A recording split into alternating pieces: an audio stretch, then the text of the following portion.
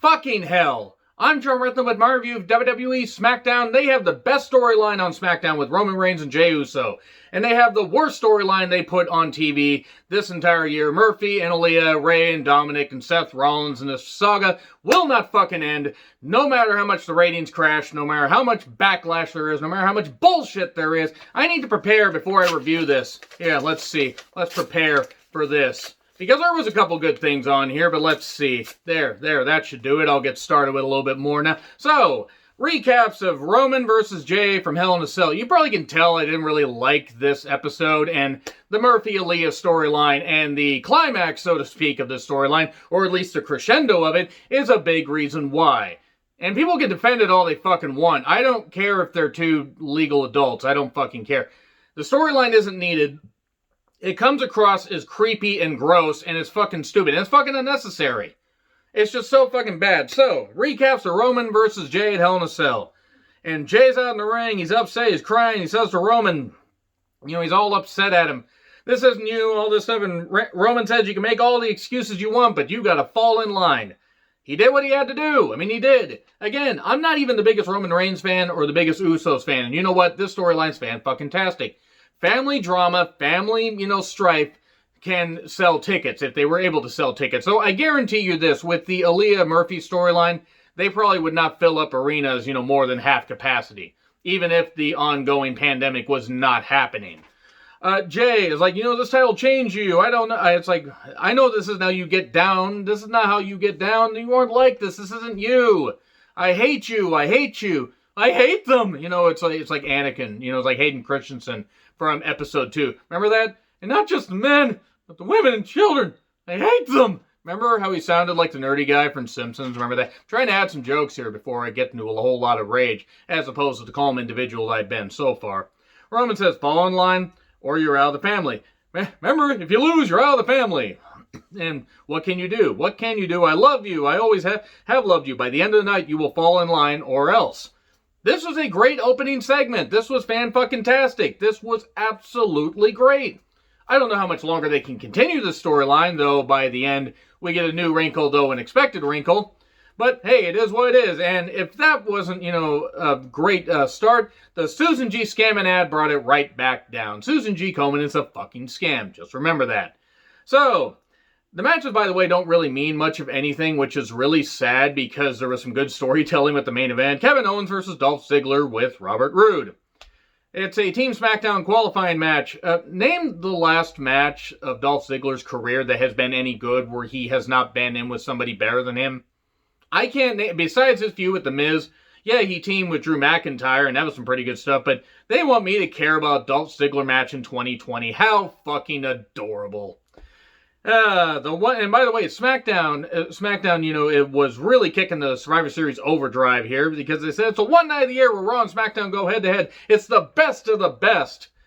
Well, at least Ziggler didn't qualify because then it wouldn't have been the best of the best. It would have been the best of maybe 10 years ago. So, if that even made sense. Roode attacked Owens behind the referee's back, but the referee's like, hey, wait a second. I apparently have eyes in the back of my head. You get out of here. What the fuck are you doing? And Michael Cole, by the way, is the worst wrestling commentator that's been around besides Josh Matthews for, a lengthy amount of time. I don't care if he's overproduced or whatever. Michael Cole should not have been a wrestling commentator much past, 2010. His heel run was atrocious. I'm not saying he's a bad guy, but he's just fucking terrible. He's fucking goddamn atrocious. And Stunner for 3. Does anybody fucking care? I mean, Owens won. It's not that either of these guys are bad. I don't care about Dolph Ziggler. But anyway, it's Stunner for 3. Brian, recap package. This is his last run. And talking about the adulation from the fans. I said adulation. If you wanted to hear something different, then you've been watching my show too much. So we get Natty, Billy, and Bianca arguing with Adam Pearce, who's apparently the head authority figure on both shows, about who should be on Team Smackdown. I may have said Billy. I meant to say Billy. Sometimes I've been confusing which brand Billy and Peyton are on, which is really a shame. Because Peyton, by the way, is being given a great singles run by being put in a tag team with Lacey Evans, and I don't fucking get it. Billy's out on her. I think Billy's going to succeed. Because Peyton and Billy are both talented. I'm just worried they're just going to destroy Peyton's credibility and ability in the ring, and I don't understand why. So then we get the Lars Sullivan interview because, you know, the women bickering and everything, they're going to get a three-way. It's going to be 3 women, human centipede together. But now we're going to get Lars. We're going to get Lars talking about why did they let Lars talk? Anyway, that's a real question. And then Lars says when he was in elementary school, there were 2 brothers that bothered him and he had to take them on at once. And an awakening happened with Lars. I'm not here to kink shame. He can be however the fuck he wants, but just denying who he is and being a piece of shit really isn't a good thing for him. So, yeah, then he said, well, they laughed, and then the laughter stopped, but the screaming continued for hours, and that's why Lars isn't allowed back at school. To be fair, anybody would have screamed seeing any particular videos of Lars. I just, fucking whatever. Get down how you want, just be who you are. Do not run away from who you are. This was terrible. This was fucking terrible. And he says, my plan is to unleash a lifetime of pain and humiliation. So, are they making him face or heel? I'm actually really confused by this because he's seen to be face and then seen to go right back to being heel. Corey Graves is conducting this, by the way. Corey Graves does not have a very good personality for TV anymore and really hasn't for a number of years. So, Mario Lopez, Twitter plug with him and his kids. Mario Lopez is an idiot and a trumper, and I hope his kids abandon him and he ends up alone and afraid knowing nobody ever loved him. His kids deserve a better goddamn life, just like any kids that have to deal with a trumper of a parent. And if you happen to be a trumper that has kids, I hope your kids do the same for you, because fuck every single one of y'all that wants to follow Trump and like Trump and everything. I don't fucking care who I piss off anymore. So, recaps of the whole Aaliyah and Murphy thing. This is where the show died. Fucking died. Died more than Fox News' credibility. That's saying something. So, she's talking to fucking Murphy. People said this wasn't going to be a romance angle, and I'll get to that here in a little bit. But he says, my mom is open-minded. She just wants me to be happy, but my dad and brother won't talk to me and everything. Yeah, because she's got the fucking personality of a tranked honey badger. No, I take that back. A dead honey badger would have more screen presence than she does. And probably, no, you know what? I'm not going to go that far. Aalyah does not seem like a bad person. Murphy does not seem like a bad person. Who asked for this storyline? Who the fuck wants this storyline? I would really like to know who wants this storyline. Apparently Vince does. Whoever actually came up with this, and if it was Ray that came up with it, then Ray has torpedoed his fucking credibility from the last 10 years. He's torpedoed his credibility more than his goddamn knee injuries did. It just, good God, Ray, what the fuck are you fucking doing? Like, Ray, stop. This is what you signed up for. You signed up to bring your daughter that has no goddamn personality on screen. I don't fucking get it. What the fuck is this for? Who is this for? I would like to know.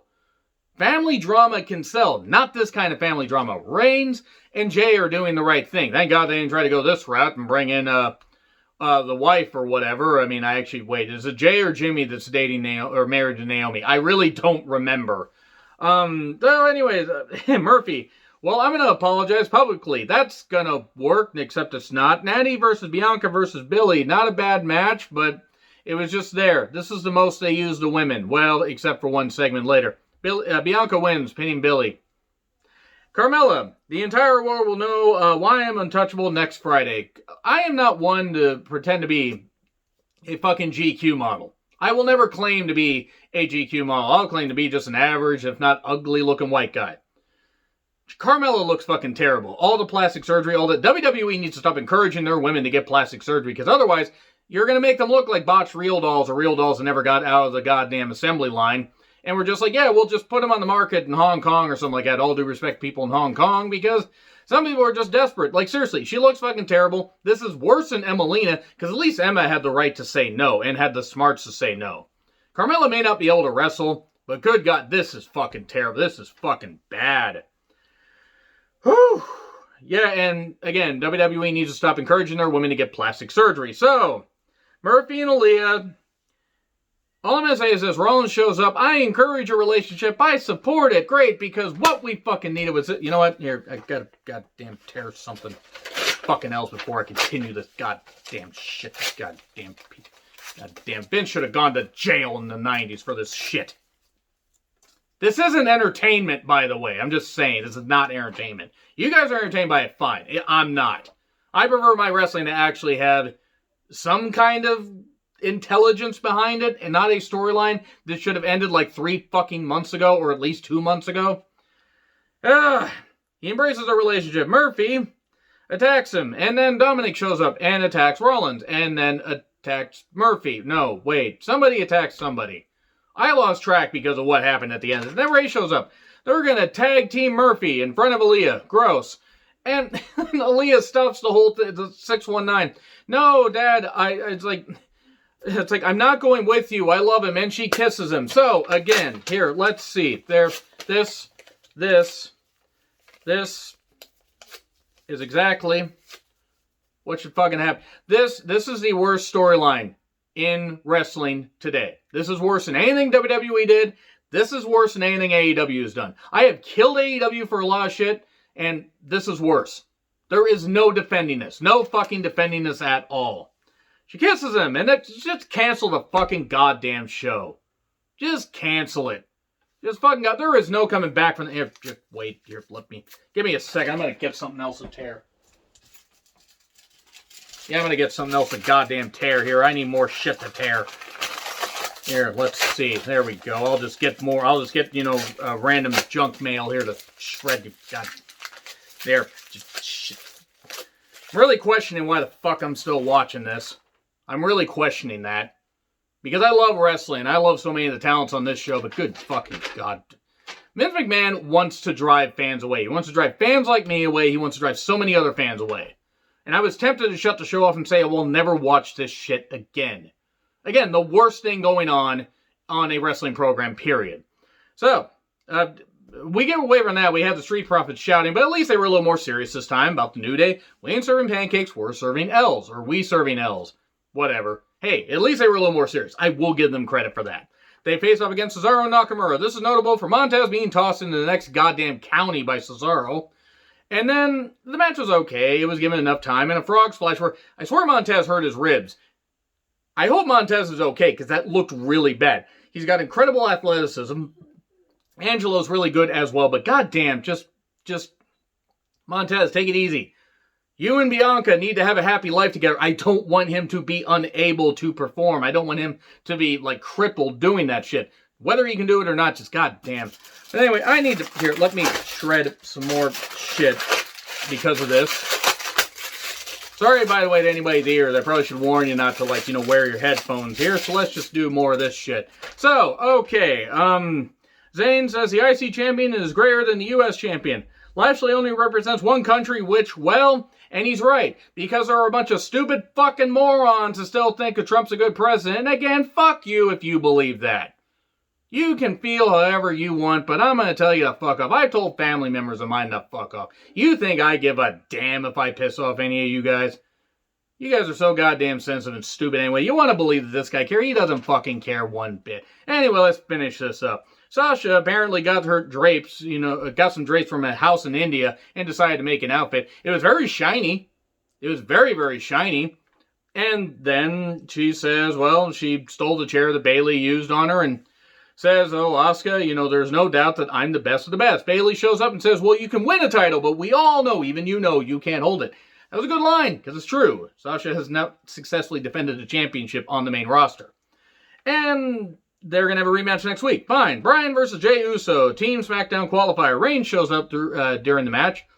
And then Jey wins. And Jey wins and says, well, I'm with you. And then beats the shit out of Bryan and does a table splash into the announcer's table. But not Bryan. He did not clear that. It looked like he crotched himself. I hope he's all right. But that is all I got to say. It was great that he beat him down. We're going to get a heel Roman Reigns. Or heel Usos with the heel Roman Reigns. Let's see. Do I need to shred any more of this? No, you know what? This was stupid. The beginning and the end was great. And Sasha and Bayley hopefully will be given 20 minutes and can have a great classic. But you know what? If you're going to continue a bad storyline, then seriously, you guys fucking deserve every bit of ridicule you get. In fact, a little more shredding just before I finish up. This just good fucking God. Just good God. This is what they should have done with the script. Apparently, this is what they did with the script because they're continuing the whole Aaliyah Murphy storyline. Anyway, provided that anybody is still going to watch this by this point, agree, disagree with what I said, like, share, subscribe, Twitter handle in the description. I'm John Ritlin. I'll be back Monday. See you soon.